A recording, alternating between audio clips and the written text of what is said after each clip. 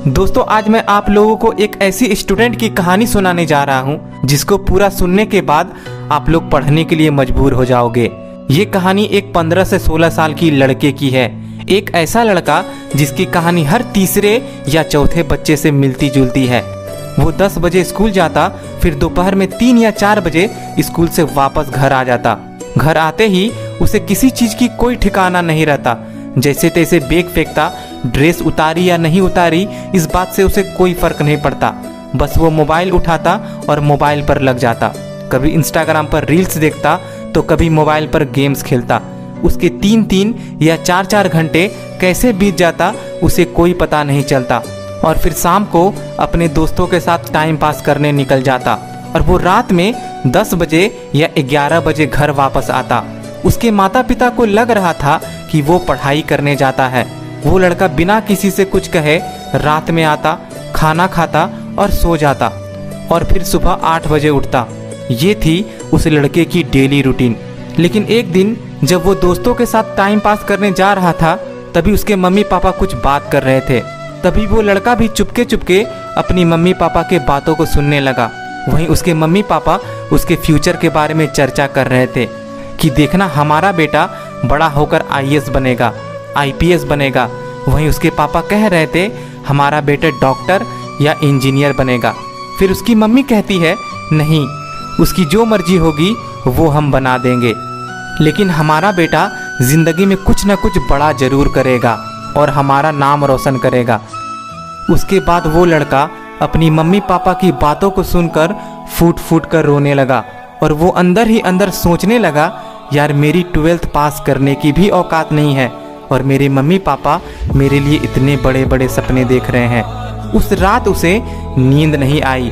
वो पूरी रात रोता रहा। सुबह हुई तो वो सीधे छत पर चला गया और जिंदगी में पहली बार उसने उगते हुए सूरज को देखा। उसे उगते हुए सूरज को देखकर ऐसा लग रहा था जैसे वो दिन उसके जिंदगी का पहला दिन हो। और वो मन ही मन सोचने लगा अब तक 16 साल बीत गए और अब तक मैंने सिर्फ अपने कीमती समय को बर्बाद किया है। लेकिन कोई बात नहीं, जो होना था वो हो गया। अब तक जिंदगी काटी है मैंने बड़े आराम से, लेकिन अब जिंदगी जीना है कुछ अलग अंदाज से। उसी वक्त उसने ठान लिया कि फ्यूचर में क्या होगा पता नहीं, लेकिन जो भी होगा बड़ा ही होगा। एग्जाम के 3 महीने बचे थे। तभी उसके अंदर से आवाज आ रही थी कि यार मुझे पढ़ना है, मुझे अपने माँ बाप के लिए पढ़ना है, अपने भविष्य के लिए पढ़ना है, जिंदगी में कुछ करना है और कुछ बनना है। उस दिन से वो लड़का दिन के 6-6 घंटे पढ़ने लगा, 8-8 घंटे पढ़ने लगा। उसने अपनी जिंदगी को पूरी तरह से बदल दिया। उसके दिमाग में बस एक ही गोल चलता था कि अब मुझे सिर्फ पढ़ना है। और फिर क्या था, जब रिजल्ट आया तो सब शौक हो गए।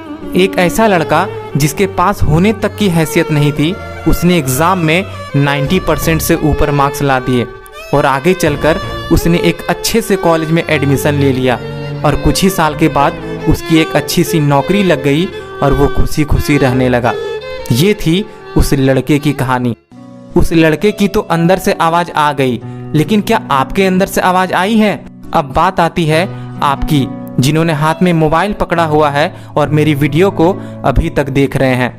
क्या आपके अंदर से कभी ऐसी आवाज़ आई है कि यार अब बहुत टाइम पास हो गया, अब बहुत समय को बर्बाद कर लिया, अब जिंदगी में कुछ ना कुछ तो बड़ा करना है, अपने माँ बाप के सपनों को पूरा करना है?